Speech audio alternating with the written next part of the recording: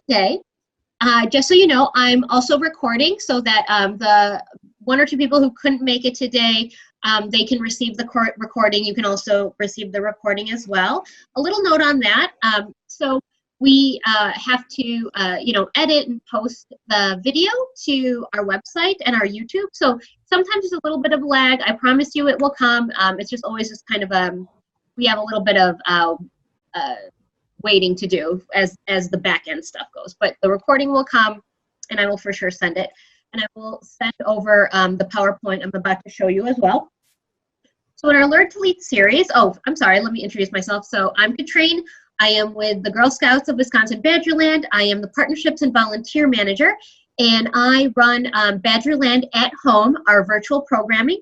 And I will be running and scheduling and conceptualizing ideas of virtual programming for the Girl Scouts in the Badgerland, moving forward into fall and then winter, and as kind of we figure things out, as we move along. So we're always flexible, but we do know that virtual programming will be a consistent component, as with any other youth development organizations right now. So that is where my focus lies. And so what I am aiming for in these Learn to Lead series is having every other week some kind of event or Q&A or learning opportunity to see how we continue to deliver that quintessential Girl Scout experience and aiding them in their youth development journey, their leadership journey, but in a virtual world.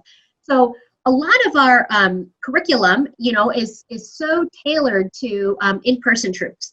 And so having to pivot and reimagine and literally re-envision how we can continue to help them develop their skills through a computer, versus in person is something that I think is really an exciting time to innovate. And that's kind of exactly what Girl Scouts are about: resiliency, grit, figuring out new ways, to problem solve. So for today, I'm going to actually run through one of our virtual programs I did early on. It is Tree Fun. It's for the Tree Badge. It's for cadets. And I'll kind of show you how I reimagined it through a virtual world while still having that tactile activity to give girls that is accessible and maybe not too out of the realm of having to go buy something or cobble things together on their own or having parents all put it together. It's supposed to be like a simple activity, but that's still highly engaging and keeps them thinking. So if we are all ready, I will just run it through and you can ask me questions along the way. And then at the end, I'll also get your thoughts and especially ideas on other badges maybe that you might feel could use a re-looking at, especially in a virtual world that we might not be able to, totally get to our girls. So with that said, I am going to share my screen. Oh, I'm sorry. If there's any questions, just let me know. I have the chat open, and I'm not going to mute anyone since there's so few of us. And let me share my audio. Okay. So as I open, I gave, that upfront contract to the girls, letting them know we will be muting attendees as they arrive. With the ding dongs, it can get a little bit much, and especially if people start talking. Something to remember on Zoom is that it automatically defaults to speaker view for many, and so what they will see, anyone popping in, will be whoever is talking. So a lot of the time, it might be nice just to mute people as they come in. And especially as you're talking, because otherwise what the first screen that pops up will be whoever is talking at the time. So again, maybe it's a little bit more important with the younger brownies or daisies because they all like to talk and can be a little bit of a cacophony, but the older girls will understand. We absolutely, say chat with us. We'll be monitoring the chat box. We will be recording the meeting. We always like to do that here at the Badgerland because we know people can't always make it, but they do sign up in order to receive that recording. We feel that's really important for them to still continue their journey. Just a heads up on, so for this one, based on number of attendees, we may run a tad long. Please change your Zoom name to your first name. I've also been saying change your Zoom name to the name you would like to be called on this Zoom call. You know, maybe some people just want another nickname that they would like to be talked to. And please make sure you have, for this activity, maple syrup and a taster, spoon, or cup. I'm going to go to share screen. Ooh, what is this? I'm sorry. Here we go. Okay. So as we move along, like I said, I gave the upfront contract and I let people know I'm Katrine. I'm with the Girl Scouts of Wisconsin Badgerland, that we will be going for a promise in law to center us and remind us why we commit to the Girl Scouts and what our missions are. You know, to build girls of character, confidence, courage, and especially nowadays, compassion. I will talk about the tree fund for cadets and emphasize exactly which steps we are going over. So for this specific one, we would be going through step 1 for tree fund. So for the trees badge on this call, we will do a demo and learn about tree fund and then do an activity, and that will satisfy step 1. We always want to be sure we're clear on if this event and all that activity satisfies a badge. Rarely does, for this one it was 30 minutes, so rarely does one Zoom event satisfy a whole badge of work. So we just want to make sure that people know on the call. I gave a little bit of the agenda, and then I have a wrap-up review and next steps. And so just because we are on a Girl Scout event, I will go through the promise and the law, you know, to center ourselves as leaders and volunteers. So on my honor, I will try to serve my community and my country, to help people at all times, and to live by the Girl Scout law. I will do my best to be honest and fair, friendly and helpful, considerate and caring, courageous and strong, and responsible for what I say and do, and to respect myself and others, respect authority, use resources wisely, make the world a better place, and be a sister to every Girl Scout. Step 1 was I tried to find a video that showcased a local farm. So my theme that I thought of for Tree Fund was really talking about maple trees, maple syrup, have an activity, and then have a take it further activity. So for this, we're going to watch a little bit of video of Rising Sun Farm in River Falls, Wisconsin. Potentially. I think there was an issue.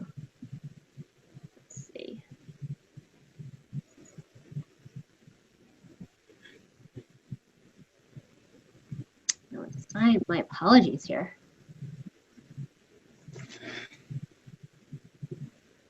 Okay, hopefully this will do.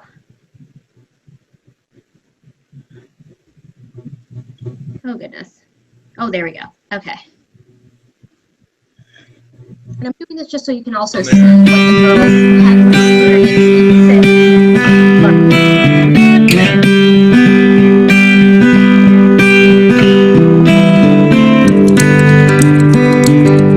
My name is Ryan Brown. My wife Lindsay Barris and I operate Rising Sun Farm with some help from my dad and a couple other people on any given year. Between the three of us, we own 40 acres of property. We run about 300 taps on about 8 acres of our woods. On any given year, we hope to make between 100 and 150 gallons of maple syrup. We used to run about 300 to 350 buckets to collect sap. This is just our second year on all vacuum tubing, which we did primarily because the weather is tough to predict in the last 10 years. So using vacuum gives us the opportunity to have a longer season and take better advantage of whenever the optimum weather is. That's about the best that it's run yet this year. That's as good as it gets. We're kind of along the ridge, so the valley on either side, we have a tank where the tubing all comes into a vacuum and it's collected in an old bulk tank, a milk tank. From there we pump the sap up to the head tank, which feeds the evaporator. It's all gravity fed from that point. In any given year on a vacuum tubing situation, we hope to produce about a half a gallon of syrup per tap. So since we run 300 taps, we'd hope to make 150 gallons of syrup. In order to do that, we'd hope to collect somewhere around 20 gallons of sap from each tap. So we'd be in the 5,000 to 7,000 gallons of sap total range as far as how much we'll process through our equipment. We use a wood-fired evaporator.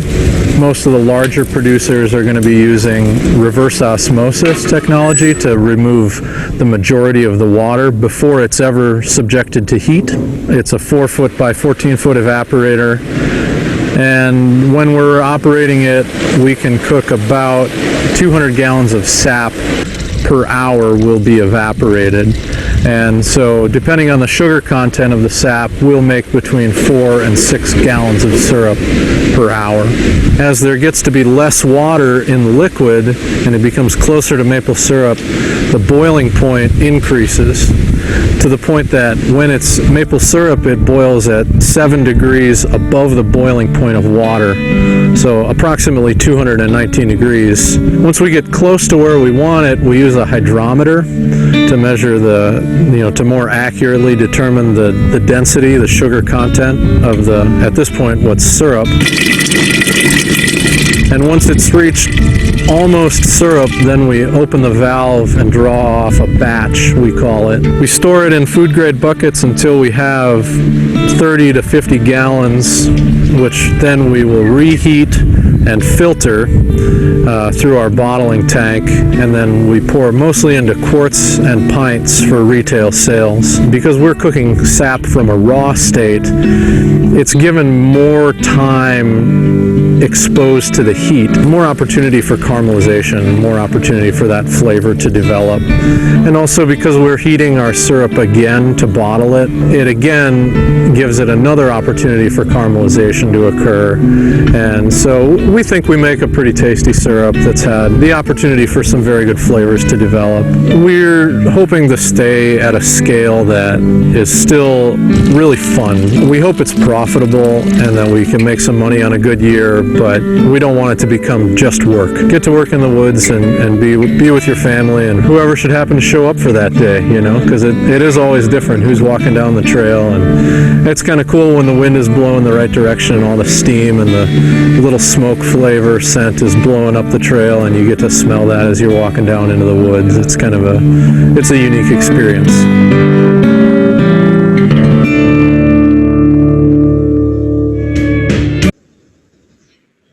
Okay, so yeah, we would watch that video, and then I asked the girls, you know, to get their thoughts. Had they been to a maple tree farm? Was there anything on there that that surprised them? If you noticed, it also pulled in a STEM element to try to say, hey, you know, like the way the maple syrup is made is not just tapping on a tree. There's actually a whole other system that goes into place in order to make maple syrup. So that was just one way I tried to think of like how to connect, you know, a lot of figuring out tree fun to a broader scale, a bigger idea. So then I gave them some facts that I looked up about maple syrup. And the fun thing was I didn't really know much about any of this. I am not a tree expert by any means, nor a maple syrup aficionado. So all of this was learned just by my own Googling. And so, yeah, maple syrup can only be produced in late winter. It could be made from any species of tree, although the highest concentration of sugar is found in the sap of the sugar maple. It takes 40 gallons of sap to make 1 gallon of syrup. And the Canadian maple syrup industry accounts for approximately 71% of the world's maple syrup. A few states in the U.S., mostly Vermont, New Hampshire, and Minnesota, and I had to add Wisconsin, produced maple syrup. And that maple syrup can be used for more than just pancakes. You can add it to oatmeal or hot cocoa, use it in baked goods as a substitute for sugar. You know, I shared that, you know, that was definitely something that in our household that we do when we don't want to always use, you know, brown sugar or cane sugar. Brush it on grilled meat for a sweet glaze. Just again, like trying to figure out ways that maybe they haven't thought of trees or maple syrup before that I can easily share with them in a virtual environment. So then we transitioned to a little bit more fun. So the maple syrup grading system. So it's one of those things where maybe we all know of, or we kind of heard of, or we know that there's different, you know, maple syrup grading. But why not, if the step is tree fun, really delve deeper? So I thought, okay, well, let's learn about this because we're going to taste test some syrup. So the only differences in the grades of maple syrup are their color and their taste. Syrup made from sap collected earlier in the season, like over here, has a lighter color, while syrup made later in the season, when the weather is warmer, is darker.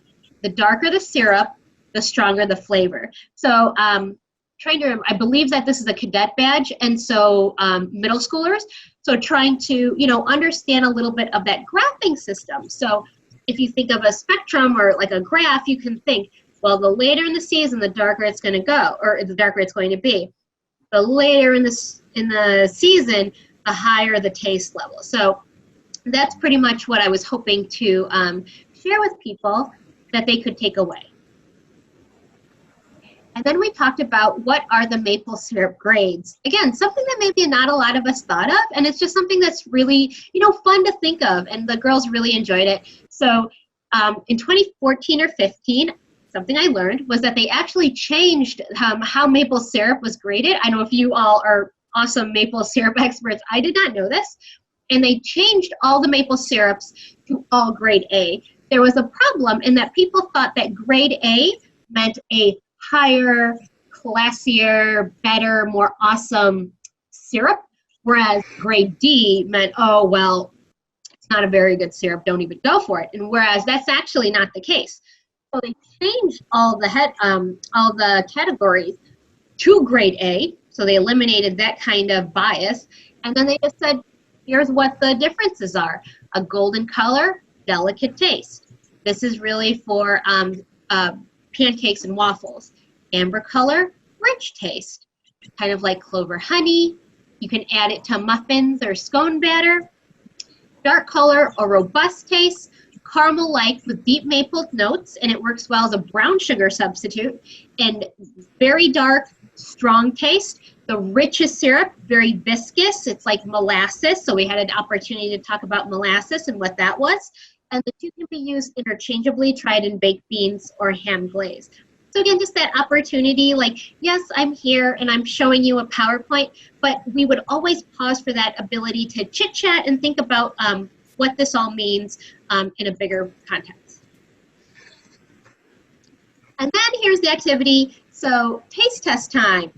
So I had each of the participants bring a maple syrup and a tester. So it could be a glass cup or it could be a spoon, whatever it was. And if they didn't have a maple syrup on hand, that's okay.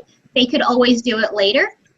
That's a little bit of remembering the accessibility of what people can bring since they're at home. They can really only have what either they have in-house or what their parents can get them. So you're just having that idea of like, as I'm having virtual programs, what are they going to be able to have at home? Then I found there actually is a 5S technique on how you taste maple syrup.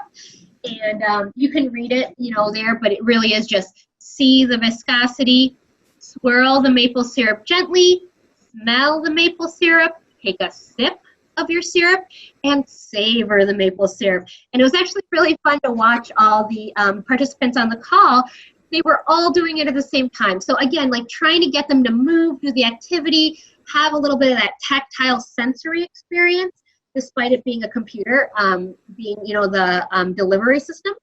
So they were, looking at the viscosity. They were swirling it in their cups. They would get really sticky, but that's okay. It was really fun for them to do.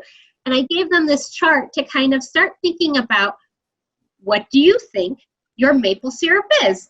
And why don't you go ahead and use different adjectives that you might know that can relate. Like, tell me what you're tasting. What are you smelling? Like, what are you seeing? Use some of the really descriptive words to tell me about your syrup. So a lot of them did. It was really nice. A lot of us, it was easy to tell what our grades were because it was on the bottle like really fast. And you're like, oh, okay. But that was fascinating as well because then we kind of learned about backlighting. So we would hold it up and we would say, oh, well, it says here it is a dark, robust taste. And I'm looking at it, but it's a little bit brighter than, it's a bit lighter than what you're showing me on your screen. And so we talked a little bit about marketing at that point because, all girl led, just letting that conversation flow. And we discussed how, well, in photos like this, most likely they have a backlight, behind these glasses that are showing the different colors of the syrup. And these are all are such like ad hoc conversation pieces that came up that I really enjoyed because they were not on the chat. They were unmuting themselves and sharing their thoughts, and they were all tasting their syrup. And then something that was actually funny was I did not note you had to bring real maple syrup. Like, I didn't make that a requirement. I said, bring real maple syrup. Okay. And one person actually did not have real maple syrup. They had like oh, I can't even remember what it was called. Jemima. It was like one of the pancake syrups, you know, that you can get anywhere. And she asked me if that's okay, and I said, of course. And here is the fun part: is you get to kind of see. She went through the process, and she said, you know, I think this is very grade A, very dark, strong taste. And but the fun part is that you get to also talk then about what makes real maple syrup, like 100% pure maple syrup, different from the other syrups that are out on the market. And so we talked about ingredients and maybe what makes up, you know, those kind of syrups. Just taking that conversation to the next level so they stay engaged. And then at the end, we just had our wrap up. And then I had 3 different activities that they could choose from. Trying to be creative, you know, visit or take a virtual tour of a maple syrup farm. Well, how can I know where a maple syrup farm is? Check out the members of the Wisconsin Maple Syrup Producers Association, really helping our local farms, you know, get some of the word out of who they are. Explore and try out maple syrup recipes, and the 2 here that I noted are very simple, very easy to make healthy snacks. Read up on different types of maple trees. So I had noted that sugar maple was the one that was the most popular, had the highest concentration of maple, but there are others. So learn more about those other trees and how we can use maple trees beyond maple syrup. So after they have completed these steps, you know, like I said, 2 to 3, most likely 1, then they would have completed step 1, Tree Fun for the Trees badge. So for this particular event, it was only 30 minutes, so we really only went over 1 step. As you all know, as troop leaders, you know, you can roughly go from 15 to 30 minutes per step. So this was what we decided to go after for this particular event. And then at the end, we just have our regular standard ending. But yeah, that's pretty much what I conceptualized and how I tried to make it, 1, fun for the girls, 2, informative and stay true to the badge, and then 3, like, make it something that I think troop leaders or a volunteer like me who maybe doesn't know much about trees can put something together that's meaningful, that's impactful, that has a good follow-up to it, that really helps girls, like, still, you know, want to pursue the tree badge and honestly learn and take their actions further. So yeah, that's pretty much it. Let me exit here. But oh, okay, I have a mixed troop of juniors and cadets. Will my juniors be able to register for cadet Zoom events that we will use towards a related junior badge? Yes, I believe right now, I know we're still formulating school year plans, but unless I think it's like a limited capacity, at least for the Badgerland at home activities that I do, I just have the suggested age range. So you are, you know, this is really going to be tailored for this event. But of course, if it is related, you know, something's related to, I'm sorry, the content is related to another age group's badge, I absolutely think they can attend. My events right now don't have spot limits. And yeah, and then I think you can also go, like, past it and figure out, like, how are ways that make that a little bit more meaningful to the juniors. I know something I'm working on right now is a senior/ambassador event that's really going to satisfy 1 step from each of those, from a badge for a senior and a badge for an ambassador. So just trying to be, like, creative and thinking of, like, and this is of an expert, so I'm bringing in an expert who can talk about something, like a topic, really just 2 topics under a giant umbrella, that would help both ages, you know, satisfy the badge requirements. But also, I think juniors and cadets are pretty close in age. I think it might be a little bit tougher, you know, if you had a full range group. That one can be kind of tough, as you know, because you're all leaders. But yeah, that's pretty much a method or a way that I have tried to translate over an outdoors badge into a virtual world. So I did that pretty much earlier when I first started, and I thought it was a really fun one to start with, and then to start expanding and hearing from others and what other councils and troop leaders and girls are doing. And then, reconfiguring our council-wide events so that, that they're just being able to do even better. So I'd love to hear your thoughts or ideas or how you've been managing moving from, in-person troop kind of experiences to virtual. If you have anything that you'd like to share with us. Is this Tree Zoom event recorded so it can still be viewed? Yes, I actually did record it. For this one, I only ran it once, and I'm thinking of running it again. Trying to think of outdoors month, October, and I think it's next June. So I'll most likely run it again. But yes, it is recorded. Would you like me to send you a copy so you can see it? Yes, I would. Thank you.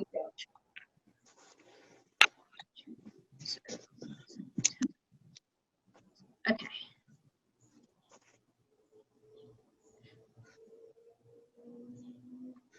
Yeah, but I'm really just trying to, figure out what are the things, badges, programs, topics that our troop leaders who are excellent in figuring out what they need to do for their girls and can be really good at figuring out how to do it virtually, but what kinds of things maybe might be a little bit tougher that we might need to noodle on a little bit more.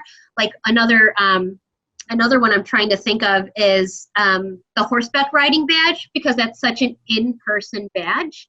But I do have a contact with a farm, so I'm actually this weekend, I'm going to go out and just chat with them to see, share with them the badge curriculum and see what they could do virtually and what, just figuring out, let's go through these steps. What do you think is possible? What is fun? What's engaging? What can we have them do on their own? So I think it's really a great opportunity for us to re-envision different ways that we can keep our girls learning.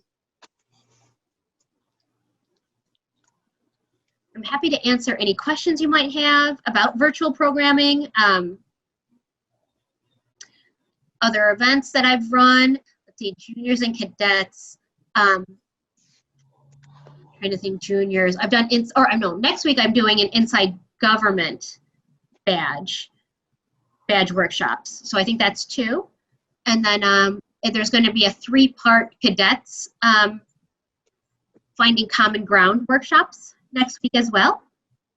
And actually next week is kind of civic engagement week for me. I really wanted to try to get citizenship and with the 19th Amendment centennial anniversary celebration, wanted to, really talk a little bit more about civic engagement, citizenry, what that means, what's our government, how you can influence issues. But yeah, they'll be next week, hopefully, fingers crossed, I believe, an event for every age group. And are they all recorded? So, because our troop meets on every other Monday, so it'd be nice, because the girls are not good still at doing things on their own. So if they're recorded and then we can show it during the meeting, that's what would work out best for us. Yeah, I think so. Thank you for letting me know. I think we record everything, so at least since May when I took over, so we have the recordings. And I think I just need to find the repository. I know where the repository is, but we've only really sent them to people who have signed up. You know what I mean? So if they had registered, then you got the recording. But having an overall repository, we can definitely do that. Otherwise, another option might be if you wanted to just for yourself sign up for, register for the event, you would get the recording afterwards. Oh, okay, that's a good idea. Yeah. At least then maybe you might know when the week is, so you know when it's coming. Right. Yeah, I'll make a note of that too.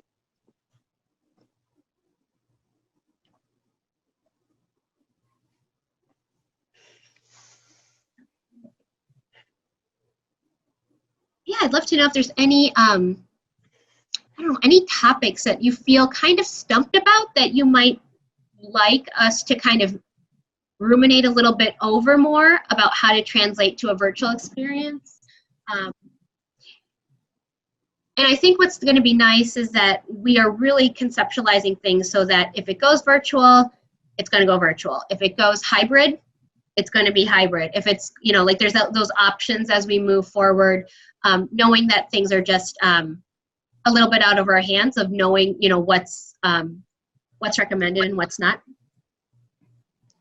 I know one thing for us is, like you said, not every girl has, you don't know what people have at home.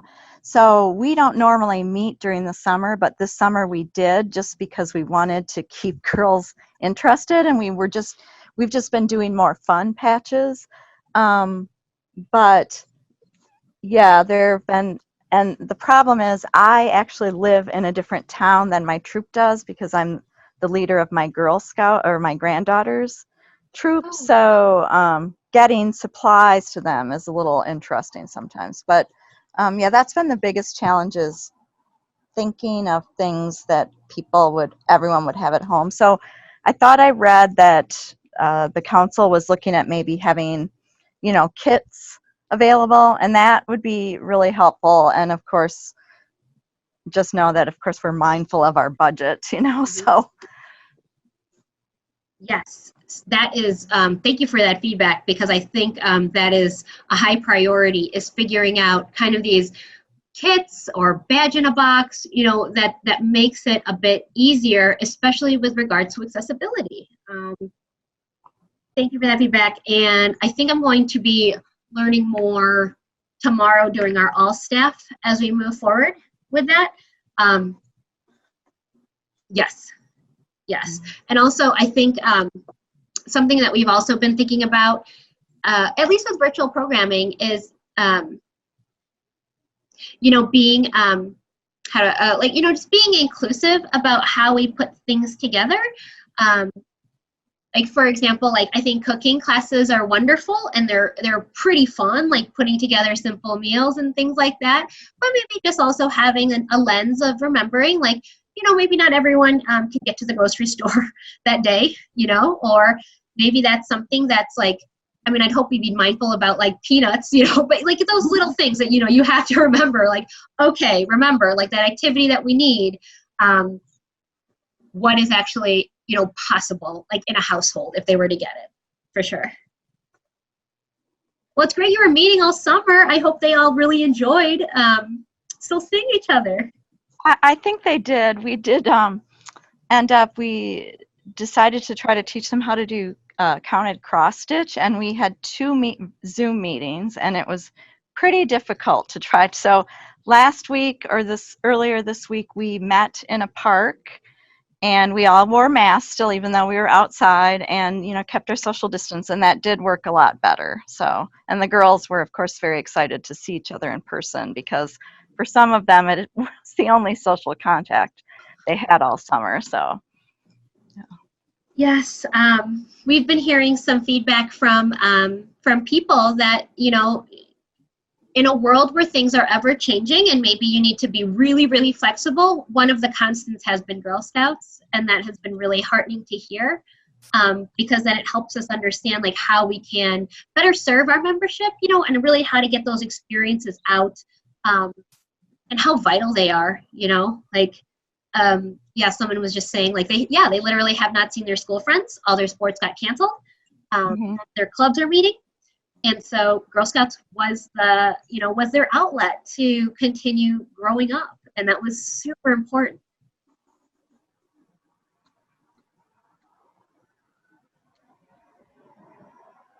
But I also understand like Zoom is tough. Sometimes it's a tough one. Yeah, some things are tough. And even at the junior and cadet level, it can be just everyone talking over each other. So, yes. I've also found sometimes the older Girl Scouts are so used to texting that they just chat. And I'm like, ooh, I'm talking to myself. We're just chatting away. But I'm like, you know what? That's school. And the funny thing is, a lot of them are better at Zoom than I am right now because they've been there. Oh, yes, definitely. Well, thank you. I know for sure we'll be giving out more information on the school year and about like kits and like badge in a box and all those ways that we really want to help our troop leaders try to navigate this new world. You know, we understand it's tough, and super thankful for you and your continued leadership for the girls. Okay, I think that's pretty much all I have. I'm sorry, you can email me. I'm trying to think what's the best way to do this. I'm going to drop my email in the chat. You'll get my email anyway because I'll send this recording out, but I'll do it here as well, just, you know, my due diligence.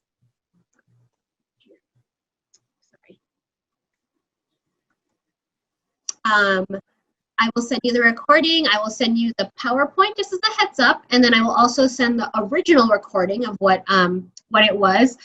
But yeah, if you have any ideas, any feedback, what did you learn? Like, we'd love to learn from other troop leaders what they're finding. Please feel free to email me. I really want to keep tweaking and evolving the Badgerland at Home experience so that it meets the needs of everybody, from volunteers to troop leaders to adults to our girls from K through 12. You know, we have a lot of members and who are really excited about Girl Scouts. So we want to do our best to do what we can for 2021.